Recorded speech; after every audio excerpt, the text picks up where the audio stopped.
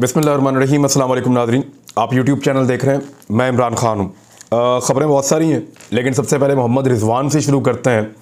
इन्होंने पाकिस्तान का फिर नाम रोशन किया। एक तो पाकिस्तान के टेस्ट में, वनडे में और T20 में जितनी भी टीम्स बनी है, वर्ल्ड 11 उसमें पाकिस्तान के खिलाड़ियों को शामिल किया गया है।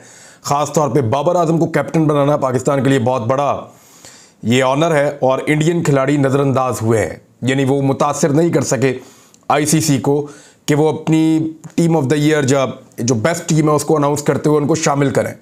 लिहाजा इंडिया के लिए गुड लक। उनके प्लेयर्स जो हैं वो सिर्फ पैसा बनाने में लगे हुए हैं और उनका क्रिकेट बोर्ड जो है वो सियासत में लगा हुआ है। और पाकिस्तान ने अपनी गेम को काफ़ी इम्प्रूव किया है। ये पाकिस्तानियों के लिए बहुत अच्छी खबर है। मोहम्मद रिजवान जो हैं सबसे बेहतरीन प्लेयर जो हैं वो करार दिए गए 2021 के। यानी ये मुकाबला था चंद प्लेयर्स के अंदर, पाकिस्तान के इस कैटेगरी में 2 नाम आ रहे थे। फिर मोहम्मद रिजवान जो है वो फाइनली पूरी दुनिया के अंदर जितने क्रिकेटर्स हैं उनमें सबसे ज़्यादा वैल्यूएबल, सबसे शानदार प्लेयर जो हैं वो मोहम्मद रिजवान रहे। पेशावर के रहने वाले हैं, 16 नंबर की शर्ट पहनते हैं और कमाल किया है इन्होंने इस साल में। 1300 से ज़ायद रन्स भी बनाए हैं और एक सेंचुरी भी की है साल के आगाज़ में 2021 के। फिर लगातार 50 की हैं और जिस तरह उन्होंने T20 वर्ल्ड कप खेला, इंडिया को हराया, बाकी टीमों को, ज़ख्मी होने के बावजूद वो शेरों की तरह लड़ता रहा। बिल्कुल 5 फुट 7 इंच का कद है, लेकिन उसके अंदर एक बहुत बड़ा आदमी है और बहुत शानदार प्लेयर है। तो मोहम्मद रिजवान को बहुत बहुत मुबारकबाद, पाकिस्तान को मुबारकबाद। पाकिस्तान का नाम रोशन किया उन्होंने और जो क्रिकेट फैंस हैं पाकिस्तान के, उनकी तरफ से मोहम्मद रिजवान का, मेरे समेत, मैं भी क्योंकि क्रिकेट का एक फ़ैन हूँ, तो हम सब की तरफ से मोहम्मद रिजवान आपका बहुत शुक्रिया। एक सर्वे है, ये मेरे पास आया था, मैं इसको आपके साथ शेयर करता हूँ। ये खलीज मैगज़ीन है, इनकी एक यहाँ पे वेबसाइट है और ट्विटर के ऊपर इन्होंने एक पोल करवाया था और उस पोल के नताइज जो हैं वो काफ़ी हद तक अब मेरे पास मौजूद है। अभी तक जो वोट पड़े हैं उन वोट्स के मुताबिक लगभग कुछ 24,000 वोट पड़ चुके हैं और तकरीबन 1.5 दिन का वक्त अभी बाकी है। 24,000 वोट पड़ गए हैं, 1.5 दिन का वक्त बाकी है। और ये खलीज मैगज़ीन है जिन्होंने ये पोल करवाया है। पोल के नताइज क्या हैं जी? पोल के नताइज हैं, अब तक के जो नताइज आए हैं उनके मुताबिक मैं आपको बता रहा हूँ। आप ट्विटर पे जाके जब वोट करेंगे तो नतीजा आपके सामने आ जाएगा। इन्होंने सवाल पूछा था कि best ruler of Pakistan in 21st century, 21वीं सदी जब शुरू हुई तो पाकिस्तान का बेहतरीन हुक्मरान कौन था इस सदी में। इन्होंने 4 ऑप्शंस दिए हैं उनके दरमियान। नंबर 1 इन्होंने नवाज शरीफ का नाम सबसे पहले लिखा, उसके बाद इन्होंने लिखा यूसुफ रज़ा गिलानी, वो भी वज़ीर आज़म रहे हैं पाकिस्तान के। परवेज़ मुशर्रफ, वो भी सन 2000 के बाद इक़्तिदार में रहे हैं। और इमरान खान, ये भी 3.5 साल से इनकी भी हुकूमत है पाकिस्तान में।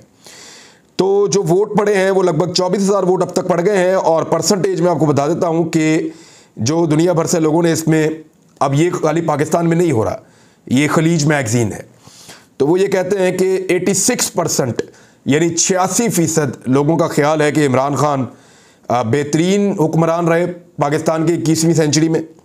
दूसरे नंबर पे आ रहे हैं जी परवेज़ मुशर्रफ और 7% लोगों का कहना है, 7% कि परवेज़ मुशर्रफ बेहतरीन हुक्मरान रहे हैं।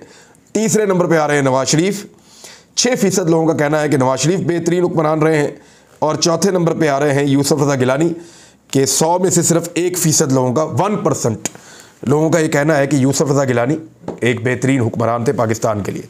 तो ये तो था जी एक सर्वे जो खलीज मैगज़ीन ने करवाया, कहीं पाकिस्तान में तो किसी ने नहीं करवाया। इसके ऊपर फिर आप क्या शक कर सकते हैं। मैंने एक बहुत इंपॉर्टेंट खबर आपको देनी है आखिर में। पाकिस्तान के बहुत बड़े बड़े कवानीन बदल दिए गए हैं और ये कवानीन बदलने के बाद पाकिस्तान का पूरा निज़ाम इंसाफ तब्दील होकर रह जाएगा।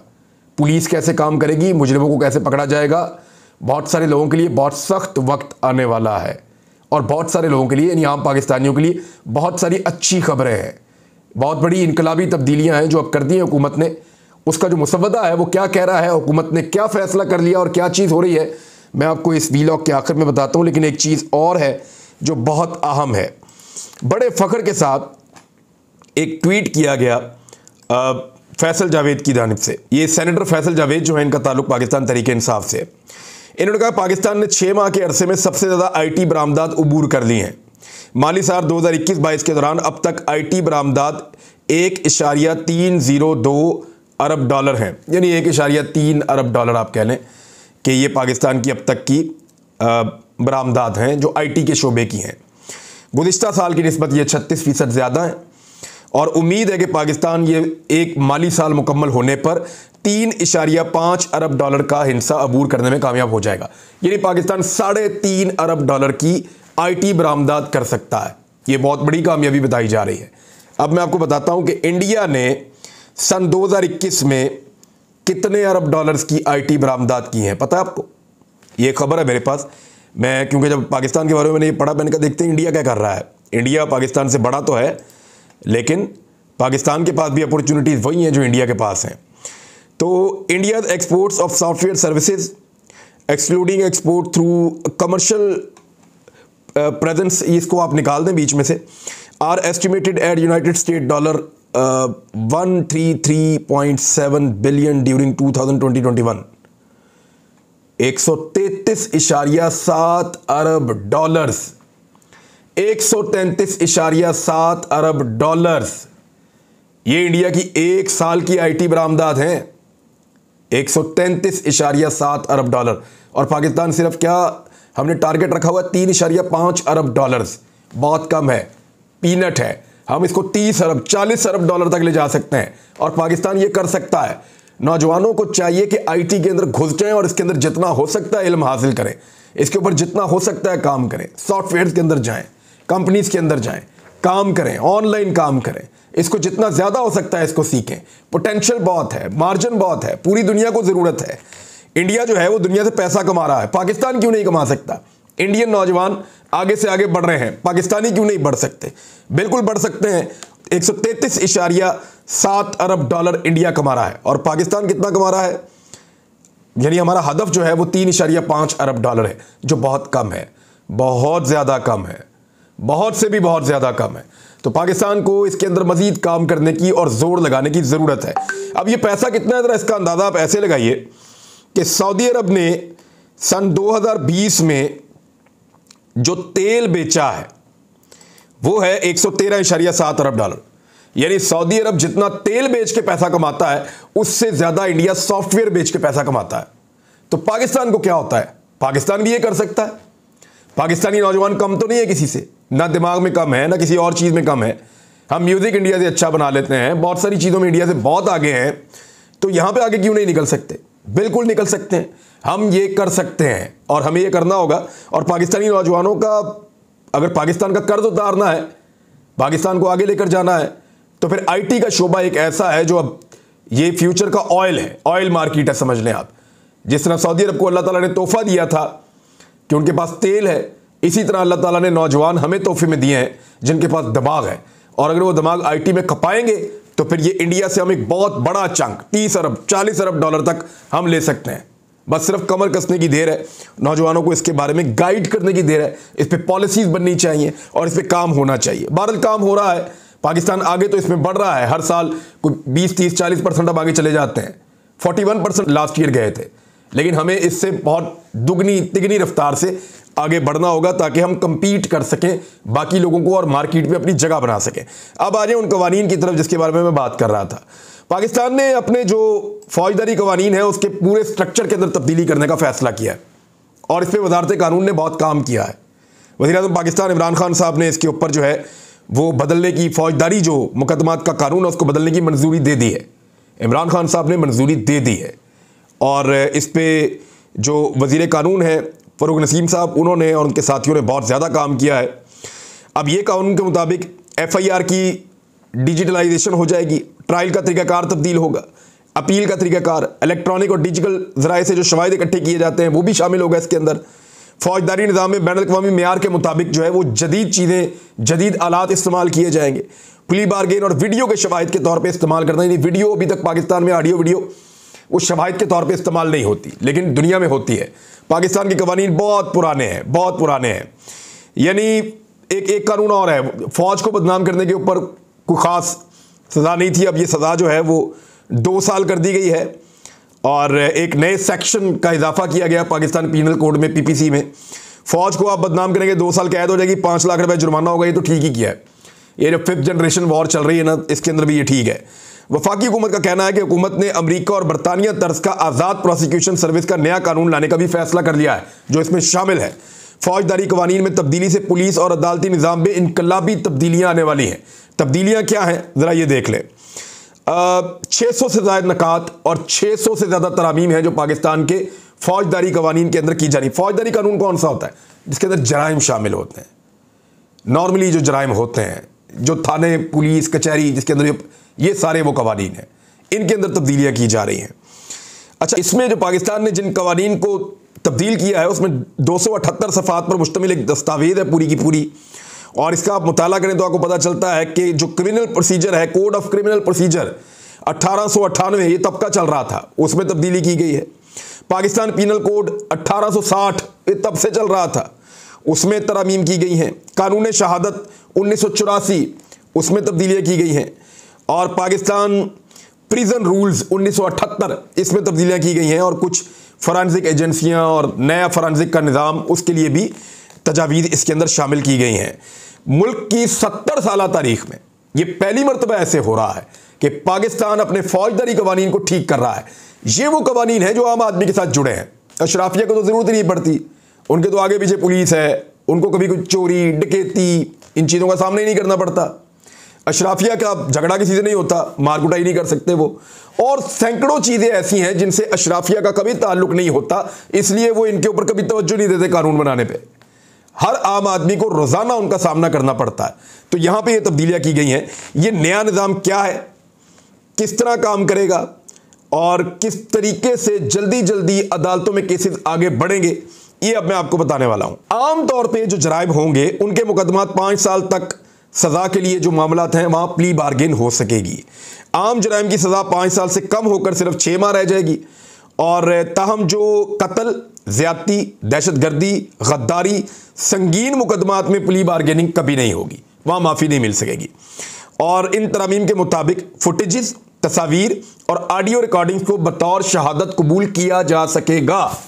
अब इस दौर में 21वीं सदी में पाकिस्तान में अभी तक तस्वीर, वीडियोज़ और ऑडियोज़ सबूत का हिस्सा ही नहीं थी। ये पाकिस्तान की हालत है इस वक्त, और पाकिस्तान के कानून की ये हालत थी। मॉडर्न डिवाइसेस को भी बतौर शहादत कबूल किया जा सकेगा, जबकि फॉरेंसिक लेबॉर्ट्री से टेस्ट की सहूलत भी दी जाएगी।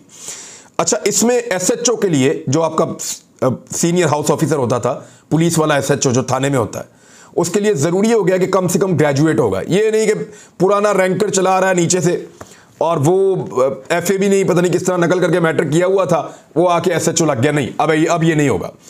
ग्रेजुएट होगा कम से कम जो SHO लगेगा, और कम से कम रैंक उसका सब इंस्पेक्टर का होगा, तभी वो आएगा। ख़वातीन की गिरफ्तारी के लिए कोई सूरत नहीं होगी कि मर्द खातून को हाथ लगा सके। ख़वातीन होंगी तो ख़वातीन को गिरफ्तार किया जाएगा। हाँ, कुछ कंडीशन में आपको इजाज़त होती है, जब जान का ख़तरा हो किसी की, या कुछ इस तरह की सूरत हाल पैदा हो जाए तो वहाँ पर रियायत दी जा सकती है। अच्छा, शनाख्ती दस्तावेज़ात ब्लॉक, यानी जो मुजरिम होंगे, जो इश्तिहारी हो जाएंगे, उनके खिलाफ रियासत के पास अब ये इख्तियार हासिल होगा कि प्रॉपर्टी के साथ साथ उसका शनाख्ती कार्ड, उसका पासपोर्ट, उसके बैंक अकाउंट्स और उसके जो बैंक कार्ड, जो क्रेडिट कार्ड, वो सारे ब्लॉक किए जा सकेंगे।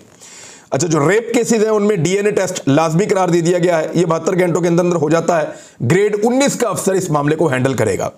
बच्चों और ख़वातीन को शामिल तफ्तीश अब नहीं किया जा सकेगा, यानी जो 15 साल से छोटे लड़के लड़कियां हैं उनको थाने नहीं बुलाया जा सकता अब, या जो 65 साल से ऊपर की खातून है उनको भी थाने में नहीं बुलाया जा सकता।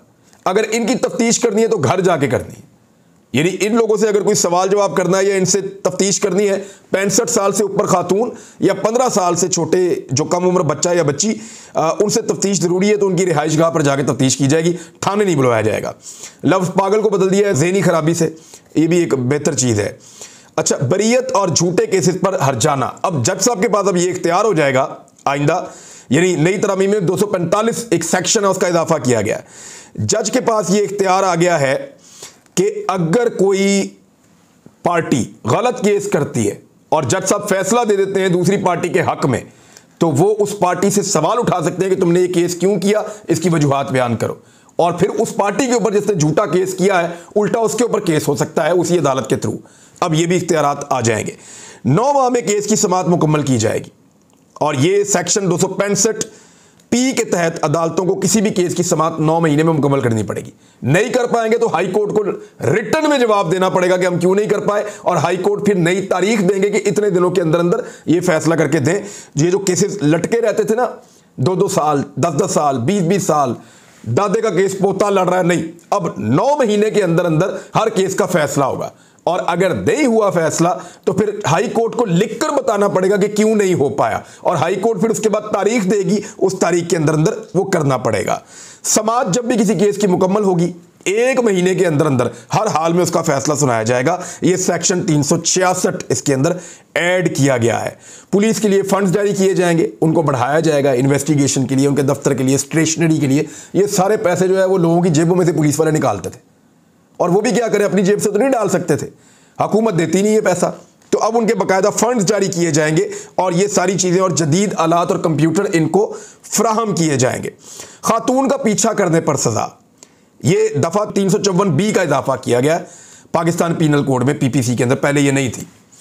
ये क्या है जी कि अगर किसी खातून का पीछा किया जाए, सिर्फ सड़क के ऊपर नहीं, अगर आप इंटरनेट पे किसी खातून का पीछा कर रहे हैं और वो साबित कर देती है कि आप उसके पीछे पड़े हुए हैं या आप उसको हरास कर रहे हैं, तो फिर उसके बाद आपको पहली मर्तबा जब आएगा तो पुलिस वार्निंग देगी। जब दूसरी शिकायत आएगी तो पुलिस 3 महीने और 1 लाख रुपए तक जुर्माना दे सकती है, और अगर तीसरी बार ऐसा किया गया या बार बार ऐसा किया गया तो 1 साल की कैद और 5 लाख रुपए जुर्माना हो सकता है। अब ये सिर्फ पैदल और किसी औरत या लड़की के पीछे जाने पर नहीं होगा, ये इंटरनेट के ऊपर भी जो दबे पांव लोग पीछे पीछे जाते हैं, हरास करते हैं, ये उनके खिलाफ भी ये मामला चलेगा। चोरों और नौसरबाजों की सजाओं में इजाफा हो जाए। जो 420 की सजा है वो पहले कम हुआ करती थी और वो बढ़ाकर 10 साल करने की तजवीज़ है इसके अंदर, और सेक्शन 379 में 3 साल की सज़ा को बढ़ाकर जो फ्रॉड है उसकी 5 साल तक करना, धोखाधड़ी की सज़ा जो है वो 5 साल तक करने की तजवीज़ है इसके अंदर। जो मुनज़्ज़म तौर पे जो लोग फसाद फैलाते हैं और शरारत करते हैं, इस पे 10 साल की सज़ा। ये PPC की दफ़ा 427 में पहले क्या होता था, 50 रुपए का नुकसान करने पर सज़ा रखी, अमलाक को नुकसान पहुंचाया, फसाद फैलाया, तो 50 रुपए जो है वो अब इतनी पुरानी ये बात है कि जब 50 रुपए बहुत बड़े होते थे, तो अब जो है वो उसको तब्दील कर दिया गया है और वो बढ़ा के उसकी रकम भी ज़्यादा कर दी गई है, रकम बढ़ा के 1000 कर दी गई है। और फिर असलहा और आग लगाने पे सेक्शन 435 फसाद करने वाले को कम से कम 2 साल की सज़ा हो जाएगी। ख़वातीन पर मज़ालिम जो हैं उनके खिलाफ बड़ा सख्त इसके अंदर एक्शन है, और बहुत सारी चीज़ें आपको डिटेल में बताऊंगा मैं फिर कभी। लेकिन ये कानून बदलने से लोगों को जल्दी इंसाफ मिलना शुरू होगा और बेहतर इंसाफ मिलना शुरू होगा। 70 साल में किसी ने इस पर तवज्जो नहीं दी। अब तक के लिए इतना ही। अपना ख्याल रखिएगा, अपने इस चैनल का भी। अल्लाह हाफ़िज़।